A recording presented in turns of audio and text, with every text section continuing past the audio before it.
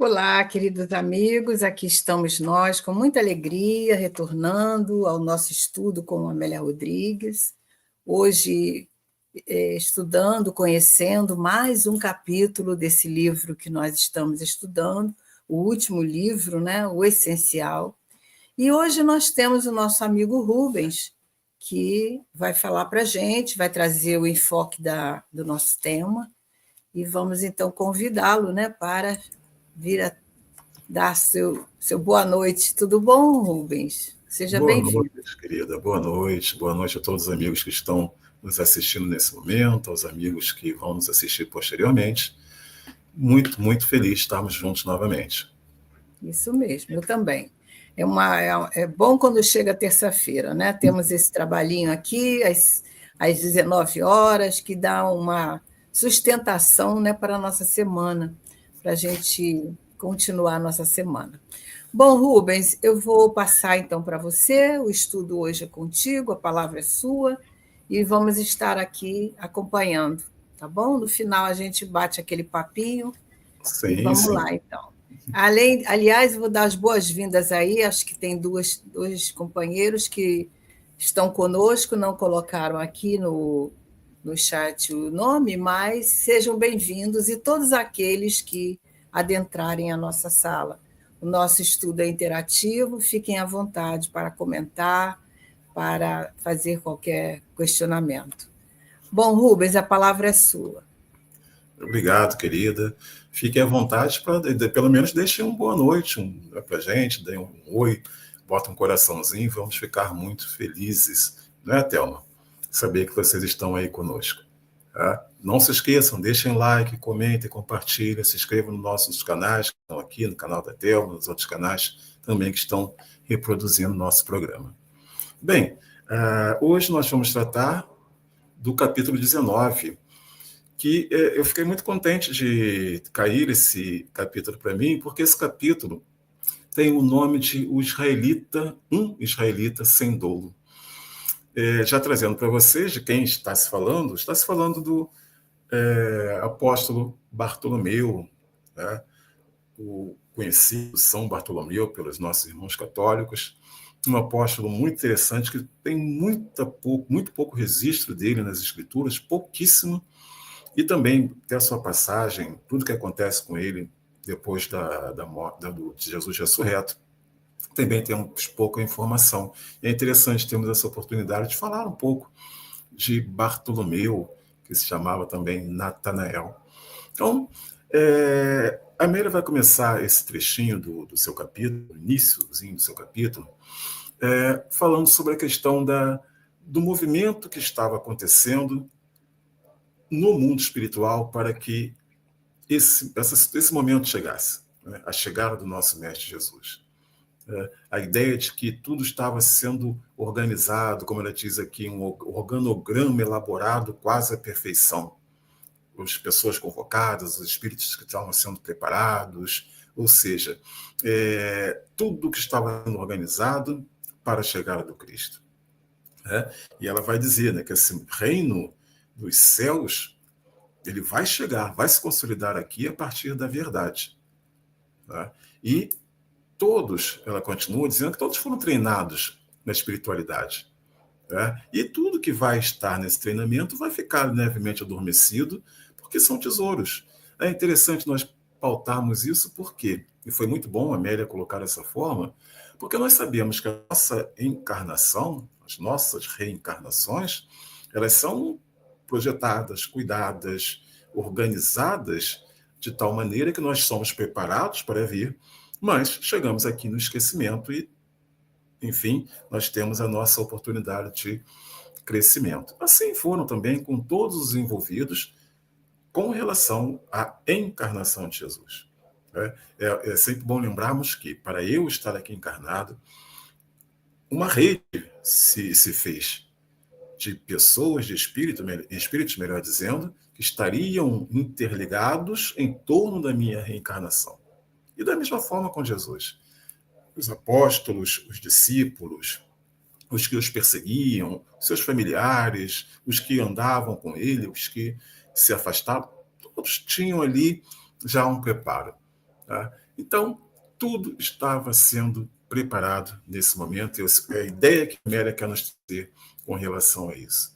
Tá? E todos eles sabiam da gravidade, como ela diz aqui, do compromisso.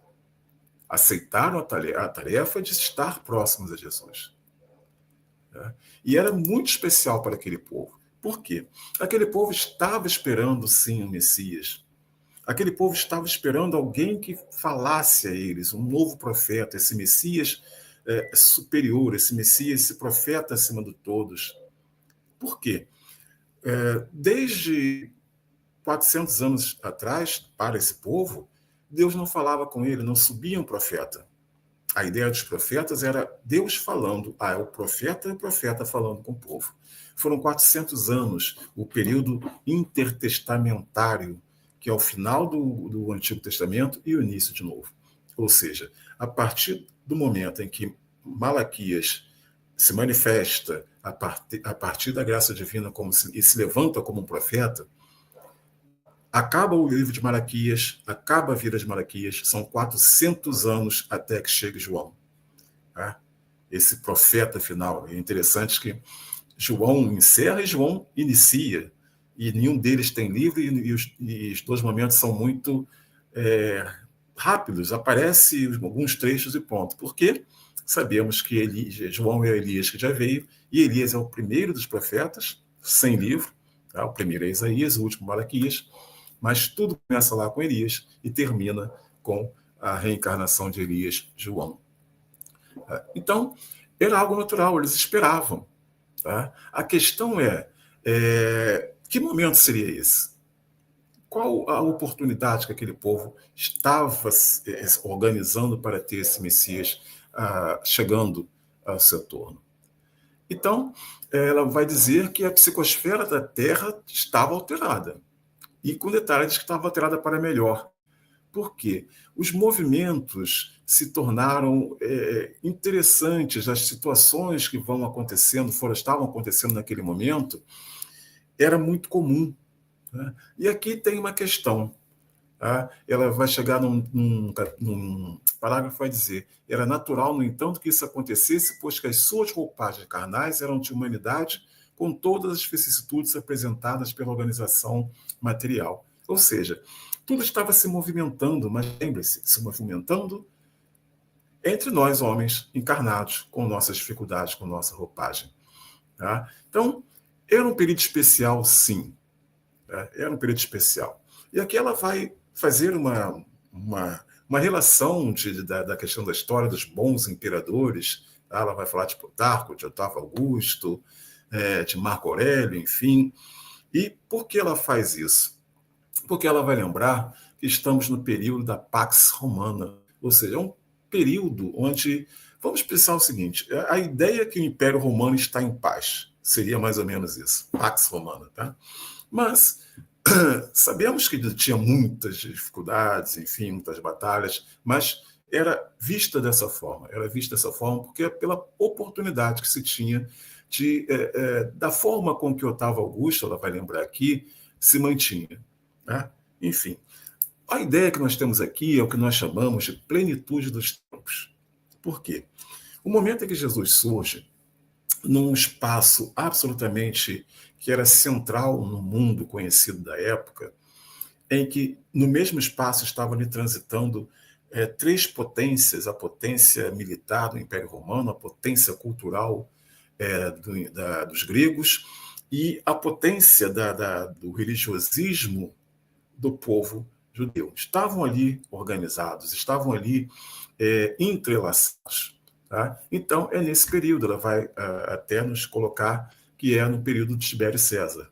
Né? Então, é esse momento em que a plenitude dos tempos está se manifestando e chega nosso Mestre Jesus. Tudo estava sendo organizado, preparado, e vejam, é muito importante nós lembrarmos disso. Essa preparação ela se inicia a partir do momento que Adão é expulso do paraíso. Deus começa a preparar a chegada daquele, como ele diz, que viria para pisar na cabeça da serpente. A ideia é que viria aquele para salvar esse povo que estava perdido, esse povo que desobedeceu a Deus, e a ideia de Deus era que esse Messias fizesse com que esse povo retornasse a ele, ou seja, retornasse ao paraíso com toda a sua pureza. Então, a partir daqui, a Amélia vai falar de Caná. Vai falar de Caná, vai falar de Nazaré, vai falar da Galileia. Tá? Por quê? Caná, assim como Nazaré, Caná é bem próximo de Nazaré. Tá? Todo o território da Galileia, Caná, Nazaré, Cafarnaum, são razoavelmente próximos. Tá? A ideia é de que o grande território da Galileia tinha como que cidadezinhas ou pequenos distritos, como nós podemos pensar nos dias de hoje. Tá? E Caná era bem pequena, né? Assim como Nazaré. Nazaré também era muito pequena. Tá? Nazaré é tão pequena e tão mais distante, mas não grandiosa no sentido de ser registrada, que os registros sobre Nazaré são bem depois de Jesus já ressurreto, de tempos depois que vão se colocar narrativas sobre Nazaré. Caná ainda se fala alguma coisa mais com relação aos evangelhos e a outras situações. Né? Mas Caná, como a Amélia coloca aqui, era considerado como um quase nada. Tá? Quase nada. E da mesma forma na Nazaré, a diferença é muito pouca. Tá? De fato, Nazaré era até um pouquinho menos que Caná pelas questões de proximidade, de rota, tá? Como nós vamos ver ali nos mapas. Então, era uma região muito menos opulenta, como ela coloca aqui com relação a isso. E é dessa Caná, que é cantada, como ela diz aqui em muitas histórias, que vai nascer Bartolomeu. Tá? Bartolomeu, que até aquele momento era conhecido como Natanael. E quem é esse Bartolomeu? Tá? Bartolomeu vai se tornar um discípulo de Jesus, um grande discípulo de Jesus. Tá? Bartolomeu vem do nome, ela vai explicar aqui, da ideia de como se falava naquela época, né? Filho de Tomeu, tá? Filho de Tomai. Tá? E Natanael, tá? O nome seria composto de Natanael Bartomai, enfim. Refere-se a ele poucas vezes o Evangelho. Muito, como falei para vocês, muito poucas vezes. Bartolomeu aparece em poucas linhas. Tá? E é interessante que é narrado pelos estudiosos que Bartolomeu tinha funções extra, estar ali com os apóstolos o tempo todo, com os discípulos o tempo todo. Ele tinha uma função também de cuidar das famílias daqueles que estavam seguindo Jesus, de estar dando suporte, enfim, porque nós vamos ver Bartolomeu aparecendo nos milagres, na grande maioria das situações de Jesus, ele dá a ideia que ele estava sempre em trânsito para um lado e para o outro. Né? Então, ele tinha caráter nobre, introspectivo, como a Amélia vai dizer. Tá? E vamos lembrar, Jesus vai dizer isso a ele. Vai dar esse nome, ele diz, israelita, de muita devoção, de muita fé, a israelita sem dolo, sem mácula, aquele que se olha e pensa, esse é um modelo, um padrão a ser seguido. Tá? Então, Bartolomeu, Natanael ainda, tinha o costume de consultar as escrituras, como a Amélia diz, ou seja, ele lia. Ele estava sempre lendo as escrituras, os rolos da época, enfim, e é interessante que na narrativa dos evangelhos e dos estudos, vai dizer que Jesus vai ver, isso é muito interessante, Jesus vê Bartolomeu, Natanael, lendo as escrituras, lendo o rolo, embaixo de uma figueira. Tá? Mas ele não fala nada. E vejam, Filipe, que era muito amigo de Natanael, que já tinha sido chamado por Jesus, tá? E vai dizer para Natanael, venha, tá? Aquele Messias chegou, tá? Aquela amizade que eles tinham, ele vai chamar esse amigo para ter a mesma experiência que ele vai trazer essa ideia, né? Chegou o Messias, ele fala, ele faz milagres, enfim, ele vai fazer aquela propaganda, e Natanael vai estar estranho, porque ele vai ouvir que ele veio de Nazaré. Né? Ele veio de Nazaré, ora, como ele vai dizer, pode vir alguma coisa boa de Nazaré? Né? Até que ele encontra Jesus e tem essa sua conversão e passa a seguir Jesus.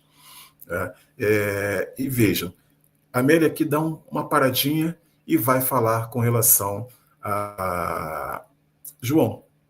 Tá? Ela vai dizer: naquela época, uma voz procedia do deserto, conclamando a penitência, pois que o reino estava próximo de ser edificado, o Messias já se encontrava na terra. Tá? E ela dá uma paradinha e vai falar de João. Né? E ela vai dizer, né, que ele é conhecido pela pregação, o hábito de batizar. Ela vai trazer o que nós conhecemos com relação a João, ser uma voz poderosa, uma aparência austera, diferente, muito especial, que arrebatava as multidões, e isso fazia com que João tivesse as pessoas esse olhar assim, um pouco mais apurado e mais, não chocado, mas interessado por João. E ela vai lembrar que ele ficava ali às margens do Jordão e sempre trazendo os ensinamentos, os maiores ensinamentos possíveis com relação às Escrituras. Principalmente, a Amélia não coloca aqui, mas principalmente que João era um nazireu. João era um homem, um nazireu, ou seja, aquele que vai ser um servo de Deus. Tá? Quem se dedica a ser um nazireu, ele vai fazer as suas ofertas no templo e tem todo critérios para ser um nazireu, ser esse homem de Deus, servo de Deus. Cabelo, forma de se vestir, forma de conduta, enfim, que nós percebemos muito claramente que João era esse nazireu, esse que veio ser o que vê a luz que vai chegar. Né? É esse que vai ser o percussor, o arauto do Cristo. E Joana volta a falar dos dois amigos, né? Filipe e Natanael. Então, volta aquela narrativa dos dois muito animados, Natanael ouvindo a respeito de Jesus, e Filipe muito, muito empolgado. E vejam bem que Jesus vai dizer aqui pelas palavras de Amélia: vinde, Natanael, eu vos vi à sombra da figueira. Tá? E Jesus vai continuar: este é um israelita sem dolo. Tá? A grande magnitude, a força de caráter, a força moral de Natanael. Tá? E é interessante que quando Jesus fala isso a ele, quando ele diz: eu te vi na figueira meditando, tá? É muito interessante que lá nos evangelhos, nesse momento, Natanael crê, Natanael pensa: eu acredito, tá? Eu vou segui-lo, enfim, aquela ação de seguir Jesus. E Jesus vai dizer: você está crendo em mim porque eu disse que você estava numa figueira meditando, que eu te vi. E Jesus vai continuar: você vai ver muitos outros sinais. Você vai ver anjos subindo e descendo dos céus, e aí sim você vai ter essa criança. Veja que coisa interessante. Natanael creu em Jesus simplesmente por Jesus dizer a ele: eu te vi na figueira meditando. É um grande exemplo para todos nós. Ele acreditou no mínimo. E Jesus diz para ele: você vai ver muito mais. Você vai ver algo impensável. E aí nós vemos o grande exemplo de Natanael, de Bartolomeu. Ele já acreditava. Ele não precisou ver sinais arrebatadores, ele já acreditava. Então, Natanael vai viver os dias ásperos com Jesus, como a Amélia diz aqui, as noites, as mortes na cruz. Natanael vai ser aquele que vai estar próximo. Não é referenciado nas Escrituras, muito pouquinho, é só esse trechinho que Jesus fala com ele no início e não tem mais Bartolomeu. A gente vai mudar, ele chama-se Bartolomeu agora, não vai ter muita coisa além disso. Tá? Mas ele estava ali, ele tinha muita fé em Jesus, ele acreditava, independente dos milagres, independente das provas, dos sinais, ele acreditou em Jesus desde o primeiro momento, simplesmente por já saber que Jesus o viu. Né? Então, vai dizer Amélia que ele, da mesma forma que Filipe, estava ali com uns 500, tá? E aqui ela está referenciando o momento onde Jesus vai dar essa autoridade a todos eles para pregar o Evangelho, o momento da grande comissão, tá? De estarmos ali ouvindo, orando, tendo todas as sensações, as emoções ali na Galileia, tá? E sai pelo mundo para levar a palavra de Jesus, como ele ordenou, como ele deu autoridade, de levar a sua verdade, a sua justiça.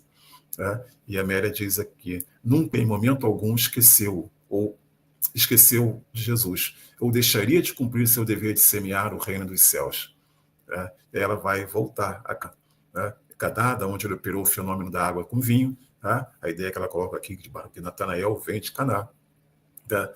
Mostrando que de um lugar, né, como ele diz, pode vir alguma coisa de Nazaré, da mesma forma nós podemos pensar, pode vir alguma coisa boa de Caná, e veio. Veio Natanael, veio Bartolomeu, e Bartolomeu é um grande exemplo para todos nós. Tá? Ela aqui no finalzinho vai colocar que existem as possibilidades, como eu falei para vocês, são muito poucos registros sobre Bartolomeu, tá? Que ele foi crucificado na Índia, ou que foi jogado num barco, enfim, mas a verdade é que ele também foi martirizado um bom tempo depois de Jesus, mas com o tempo de abrir igrejas, de pregar por toda, principalmente no território da Índia, aquela de mais a sudeste da Terra Prometida, em toda a sua plenitude. E no finalzinho, Amélia vai fazer um chamamento a todos nós. Né? E a frase que ela coloca é a seguinte: como é a vossa fé no Messias? Como eu falei para vocês, Natanael teve muita fé em Jesus apenas por Jesus dizer que tinha visto Natanael meditando à sombra de uma figueira. Né? Só por isso ele já teve fé. E a pergunta é, como é a nossa fé no Messias? Nós acreditamos nesse Messias que veio? Nós acreditamos que Jesus é esse Messias? Nós temos esta fé pujante que Bartolomeu tinha? Né? Como está esse nosso comportamento com a nossa, como ela diz aqui, com a nossa realidade íntima? Né? Com todas as dificuldades que nós vemos, as situações difíceis que nós passamos, que não são correlatas com o compromisso que deveríamos ter com Jesus, tá? Como nós estamos? E ela diz isso. Lembre-se de Natanael, lembre-se de Bartolomeu, tá? Lembre-se que ele acreditou no reino dos céus, e ela coloca um trechinho que é bem interessante, com toda a complexidade e beleza. Tá? O reino dos céus, o reino de Deus, dos céus, reino de Deus, com toda a sua complexidade e beleza. Porque o reino dos céus é complexo, sim, nós vamos estudar, enfim, é complexo, mas não é o complexo do inatingível, é pelas necessidades que temos de alcançar o reino, as virtudes que precisamos ter, o trabalho que precisamos desenvolver, a fé, a esperança, a caridade, a verdade, a justiça, a ética do Cristo, tudo isso engloba esse caminho para o reino de Deus, para o reino dos céus. Né? E ela vai dizer aqui ao final, recorde que Jesus nos ama exatamente como nós somos, tá? E vamos transformar, como ela diz aqui, uma carta viva do seu evangelho libertador. Nós não devemos nos afastar de Jesus, que é a vida e o pão da vida. Nós precisamos nos tornar um cristão verdadeiro. O exemplo é muito claro. Jesus diz, Natanael, que agora passa a chamar Bartolomeu, é um israelita sem dolo, é alguém sem mácula. Né? E que sejamos da mesma forma. Lembra que Jesus diz, sede perfeitos como perfeito é o Pai que está nos céus. E normalmente temos a ideia, nossa, como eu vou ser perfeito como o Pai que está no céu? Não é possível. Sim, Bartolomeu era. Sim, outros eram, outros são, passam por nós e são. E Amélia fecha esse capítulo dizendo, sede fiéis ao compromisso, de acordo com os parâmetros da fé libertadora. Ou seja, sejamos fiéis a tudo que nós temos, sejamos fiéis à nossa vida, sejamos fiéis à nossa promessa, sejamos fiéis a tudo que nós buscamos desde o início das nossas conversões, da nossa vontade de transformarmos, da nossa intenção de ter uma vida diferente, uma vida nova, uma vida santificada, que esta é a vontade de Deus, que todos nós sejamos santificados para estar com Ele e Ele estar conosco. É de pensar. O exemplo de Natanael, o exemplo de Bartolomeu. Que sejamos todos nós sem dolo, que sejamos todos nós esse que crê em Cristo, esse que crê no Messias, e não importa a nossa missão, o nosso trabalho. Vejam, Bartolomeu não é citado a partir desse momento nas Escrituras. Nós vamos ver o tempo todo Pedro, João, principalmente, Tiago, né? Judas Iscariotes, Judas Tadeu, enfim, Tomé lá mais à frente. Não importa. O que importa é que ele teve a missão dele, ele cumpriu a missão dele da melhor forma possível. E cada um de nós que possamos cumprir a nossa. Da mesma forma que Natanael, Bartolomeu cumpriu. Com muita fé em Jesus, com muita fé no Messias, com a certeza de que é o rumo, é a trajetória para o reino dos céus, a partir do nosso arrependimento. Lembre-se o quanto a Amélia lembra aqui de João, e o quanto João repetia reiteradamente: arrependei-vos, porque o reino dos céus está próximo. Lembremos a primeira frase de Jesus na sua trajetória registrada: arrependei-vos, porque o reino dos céus está próximo. Então, queridos, vamos conversar. Thelma, temos alguma pergunta dos nossos amigos, alguma interação? Oi, Rubens. Não, não temos perguntas. Nossos amigos estão atentos aí, a Eliane, a Rosângela, que está sempre aqui com a gente, né? Rosângela é parceira. Uma outra que eu coloquei o nome aí na tela, a Luciana Santos, né? Mas vamos estimulá-las, né, com o nosso comentário aí. Conversa. Eu vou fazer uma pergunta que eu fiquei em dúvida quando li essa lição. Esse Bartolomeu é o mesmo do capítulo anterior? Ele fala no Bartolomeu também Natanael, sabe? A Amélia fala. E foi até estudado aqui já. E eu fiquei em dúvida, porque ela fala no Bartolomeu, fala Natanael, e aqui ela fala também. São os mesmos, né? Natanael, o nome dele é Natanael. Tá? O nome dele é Natanael. É que a composição... O nome de batismo, digamos assim, Natanael, né? A composição... Jesus Isso. A composição de nomes naquela época não era como nós temos nos dias de hoje. Tá? Eu sou Rubens Almeida porque a família da minha mãe é Almeida, e tem também o nome do meu pai, que normalmente virou nome artístico, Rubens Almeida, através culpa da nossa querida Ângela Delu, que eu botava meu nome, ela falou, não, é muita coisa, tira o seu último nome. Aí eu tirei, aí ficava Rubens de Almeida. Aí passou uns meses, ela falou assim, Rubens, olha só, tira o D também, que é muita coisa. Aí ficou Rubens Almeida. Responsabilidade legal, isso da nossa mesmo. querida Ângela Delu, que graças a Deus está se recuperando. Está ótima, Estivemos enfim, lá essa semana. Que bom. Não era exatamente assim. Os nomes sempre tinham um sentido. Tá? Eu não lembro aqui, vou até abrir aqui rapidinho, eu não lembrei de ver o nome Natanael, mas vou dar uma olhadinha aqui e já falo para vocês. O significado, né? E o Bartolomeu, sempre, toda vez que tem o prefixo bar, é filho de. Tá? É aquela coisa. Isso eu já sei. Eu seria Rubens Barberto. Rubens, filho de Gilberto. Seria esse meu nome. É a mesma situação de Natanael. Tá? É aquela coisa. Tem muita essa ideia de que Jesus botou nomes, mudou nomes. Não exatamente assim. Ele se utilizava de nomes que tinham relação. Né? Não era algo assim de um novo batismo, não. Mas de usar outros nomes. Você estava comentando aí, eu me lembrei, né, da lição que o Humberto de Campos tem no livro Boa Nova, que ele fala, né, sobre uma conversa lá com Bartolomeu e com Jesus. Então, a gente fica observando o salto que ele dá, né, do início da caminhada com Jesus até o final dos dias que Jesus esteve conosco. Porque você vê, né, a Amélia intitulou essa lição de O Israelita Sem Dolo.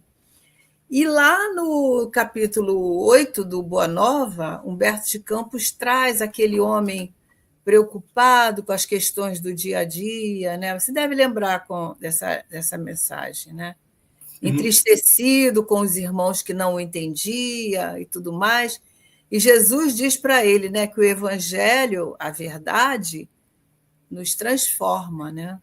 Então você vê ele agora, Amélia descrevendo esse homem sem mácula, quer dizer, preocupado com o bem, preocupado com o ser ser fiel, com a fidelidade a Deus, né?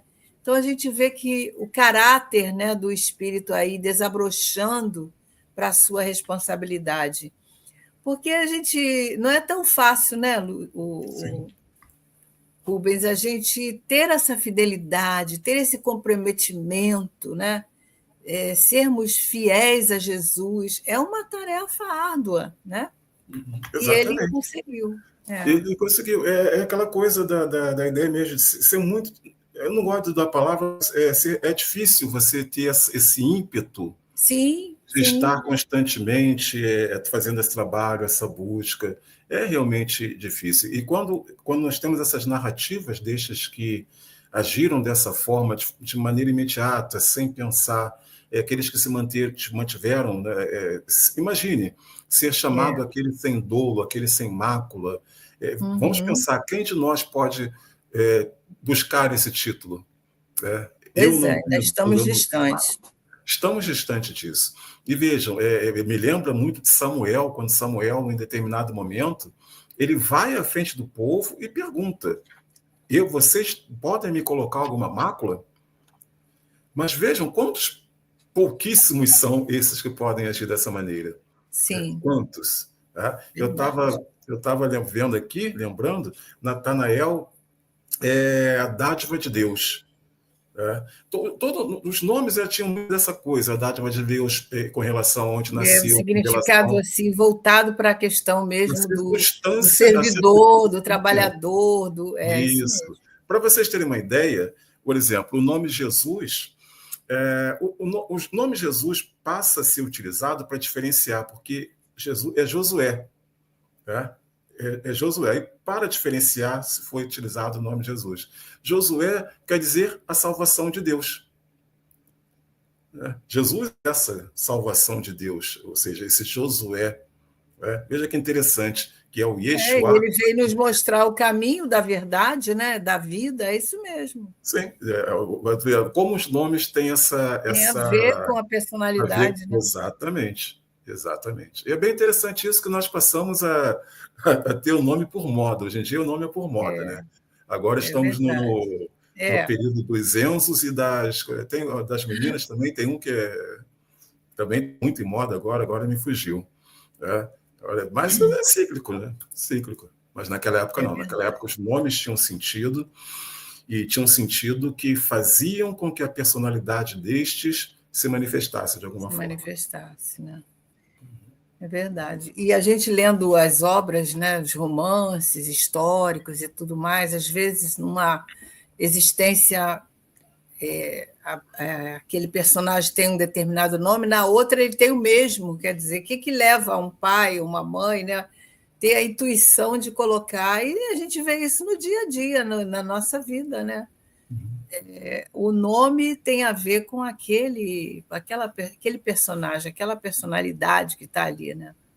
Sim, sim, É bem exatamente. interessante. Eu gostei muito dessa fala de Amélia no final, né? Que ela fala: sede fiéis ao compromisso, vivendo de acordo com Sim, os sim. parâmetros da fé libertadora. É a questão, né, Rubens, do comprometimento, né? Você está comprometido com o Evangelho, com a Boa Nova, com a doutrina espírita, com aquilo que você já conquistou, né? Os valores que você já conquistou. Isso é muito bom, né? Sim. E é o comprometimento com o que você se propõe. Sim, sim, Principalmente sim. com o que você se propõe. É aquela coisa, você se propõe a ter esse trabalho, ter esse programa, fazer abrir essa oportunidade muito, muito bem-vinda de estudarmos o Evangelho.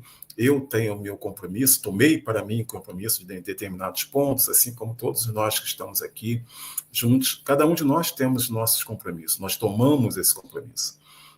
Muito, muito, muito mais do que vir nos ser uma missão, não. Em algum momento nós tomamos o compromisso. Isso. Falando por mim mesmo, a partir do momento que eu passei na minha vida, que eu falei, é isso que eu vou fazer. Eu já tinha feito isso, aquilo, já tinha sido de SAPS, já tinha sido dirigente de casa espírita, já tinha feito um monte de coisa. A partir do momento que eu pensei, não, eu acho que é isso que eu tenho que fazer. É Eu verdade. É por tomei aí esse mesmo. compromisso, Uhum. eu sou obrigado pela minha conduta, pela minha ligação com o conhecimento da doutrina, dos evangelhos, com a ética e com a justiça de Jesus, de me cobrar esse compromisso. É verdade. Ter dentro de mim essa ideia de que eu não posso deixar de fazer, eu tenho que fazer da melhor forma possível. É como a ideia do voluntariado que eu sempre gosto de falar. Você sabe muito bem que nós estamos numa crise de voluntariado, né? E como? Crise muito, muito severa. Muito, muito.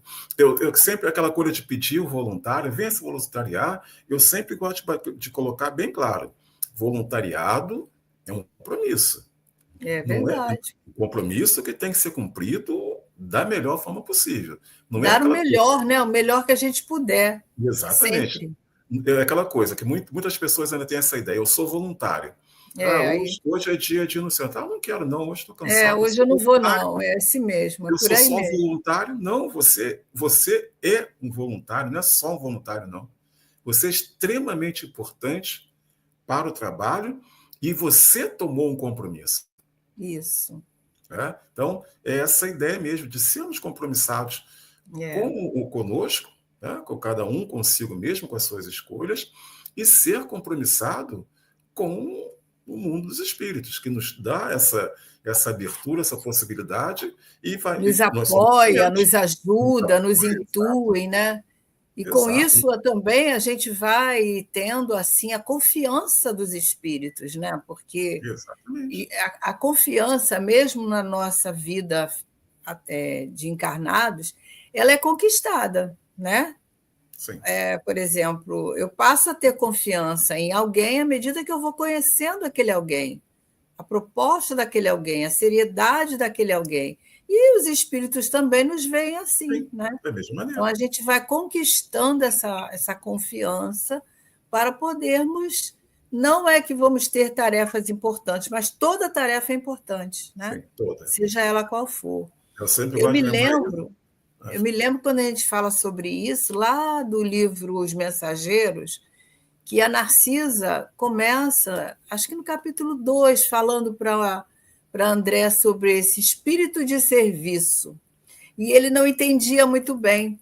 E ele, com o trabalho, ele vai começando a entender, né, o que ela quis dizer para ele sobre o espírito de serviço. Ou seja, ter comprometimento com as tarefas que abraçamos, né? Sim, Então, isso é exatamente. muito sério, é muito importante, né? E é aquela coisa, não existe serviço menor, maior, Não, existe o não. serviço. Existe o trabalho, Existe o é isso trabalho. mesmo. E cada um de nós tem uma competência, cada um de nós tem uma disposição, uma condição física, intelectual, financeira, não importa. Isso, Mas trabalho é trabalho. O é que estamos trabalho. fazendo aqui é trabalho. Fazemos Uhum, porque Thelma tem a condição de fazer a parte dela, eu tenho a condição de fazer a minha, e o trabalho é tocado. Tá? isso mesmo. E é maior ou menor que o outro? Não, não é. Cada um dá o que tem, né? E Exatamente. podemos melhorar também, né? À Sim, medida sempre que melhorando. passa o tempo, por exemplo, você é um estudioso da Bíblia, né? Com o tempo, a gente vai ficando mais experiente naquilo que a gente fala todo dia, que Sim. estuda, né? E vai alargando esse universo. E isso aí é que dá a nossa bagagem, né? Isso é que traz a bagagem. Sim, é aquela coisa do avançar, né? Quando nós É, olhamos para trás, nós ficamos pensando, nossa, como nós estamos evoluindo, não melhorando. é? Que bom, Não né? sei. É isso E é mesmo. maravilhoso. Dou um exemplo básico. Outro dia eu estava vendo aqui ajeitando aqui meu computador, e eu vi o meu TCC História lá para trás, bem lá para trás. Aí eu peguei, eu achei maravilhoso na época. Eu peguei e falei, vou dar uma olhadinha aqui de novo, matar a saudade. Aí eu fui lendo, fui lendo, fui lendo. Eu fiquei pensando, meu Deus, que porcaria que eu escrevi. Acontece muito, acontece. Mas é sinal de quê? Que nós estamos crescendo, sinal que a Crescendo, gente está, exatamente. né, alargando esse horizonte, porque a tarefa é para isso mesmo. Se Sim, nós não aproveitarmos as tarefas que nós temos para crescer, para aprender, para ficarmos melhores no sentido não só intelectual, mas usar aquilo como alavanca de progresso, né, nós estamos perdendo tempo, sim. né? E é aquela coisa, quando eu falo isso, brinco mostrando essa coisa de quando nós olhamos para trás, vemos o quanto nós avançamos, não é para ser uma tristeza, não é para. Não, Não, é para termos esse parâmetro mesmo. Caramba, verdade. nesse momento que eu estava fazendo o meu melhor, né? E vejam, eu hoje estou olhando e vejo aquele meu melhor, o quanto eu tenho potencialidade, o Isso. quanto eu avancei. Isso é motivo de orgulho. Motivo de orgulho, de progresso, né? Não é É, aquela coisa boba de não pode ter orgulho. Podemos sim, podemos ter orgulho nas isso é nossas, muito bom mesmo. metas cumpridas do nosso trabalho. A gente não pode fazer com que isso seja algo além disso. Parado, né? Estático, Não, vamos, engessado, né? não, É isso não. Nem que mesmo. nos invadiça, que não. É aquela coisa, eu tenho muito orgulho dessa minha trajetória. Nossa, o que eu fazia, o que eu era há anos atrás, o que eu faço, o que eu sou hoje. É verdade, é O quanto eu verdade. melhorei, o quanto eu subi. E todos nós, se fizermos vamos dizer assim, essa pesquisa, Uhum. vamos perceber, né, o nosso crescimento, né? Sim, sim. Aliás, os espíritos falam para a gente, né, que o espírita que olhar para trás durante 10 anos não houve progresso, então Estava tem funcionando, que né? ver, né? Tem que analisar, tem que pensar o que está Exatamente. acontecendo. E eu sempre penso isso. Eu acho que é aquela coisa, muitas pessoas falam, né? Vamos acabar, matar o homem velho. É, eu acho, e pelas palavras dos Espíritos mesmo, que nós temos Aham, que apressar esse homem velho. A gente tem que ir lá de vez em quando conversar com ele, é, fazer com que esse homem velho veja o homem novo. E é. também nós, homens novos, olharmos o homem velho, E para que a ter nossa. gratidão também, né, por aquele momento que a gente começou, aquele momento que a gente estava meio que tateando, ou Uhum. então estava com dificuldade, que agora as dificuldades existem, mas são outras. Sim, Então, isso tudo é motivo de nós estarmos gratos, né, agradecendo a Deus. sempre. Eu falo isso, mesmo baseado aqui nesse cantinho de Dona Amélia, né? O quanto que a gente aprende com essas reflexões, o quanto que a gente aprende passeando por esses livros, né? Vamos refletindo. Então vai ficando tudo vivo dentro da nossa mente, né? E não aquela coisa estagnada do evangelho que está lá parado e a Uhum. gente, como muitos, né, dividem a doutrina e o evangelho, é tudo uma coisa É só, uma coisa né? só. É tudo uma coisa só. Não, doutrina, evangelho e todas as escrituras, Antigo E Testamento, principalmente Evangelho, o Antigo carta, Testamento, né? É isso uma mesmo. coisa só. Muitas pessoas nem conhecem, né? Então está tudo interligado, está tudo assim numa cadeia, né? Isso é muito bom. E a gente só percebe isso quando a gente está envolvido, está Isso. preocupado em conhecer mais, em aprofundar. E o difícil, o triste é que já teve pesquisas, e quando eu comecei a ter essa meta de estudar as escrituras, enfim, há bons anos atrás, foi quando eu identifiquei que eu estava falando sobre alguma coisa no curso, eu acho que era de Evangelho segundo o Espiritismo, ou de Gênesis, não lembro, e eu falei a primeira vez, aquela coisa, sabe, não entendi. Falei outra coisa, como se. Eu perguntei, vocês não sabem que isso está no Antigo Testamento? Jesus fala isso, mas ele está repetindo que está. Ninguém, zero. Aí eu comecei a pensar e fui ver pesquisas, e até os dias de hoje, já foi muito tempo, né? E até os dias de hoje, eu vi uma pesquisa esse ano, que o espírita ainda não lê sequer Certo, é um os pouco de quatro preconceito, evangelhos. né? Porque a gente sabe que os nossos irmãos protestantes, por exemplo, estudam a Bíblia aprofundadamente, né? Exatamente, assim. É claro que às vezes a interpretação difere um pouco, Isso é né? outra. Mas eles conhecem. Conhece? Então, por que nós não podemos conhecer também? Se está tudo ligado.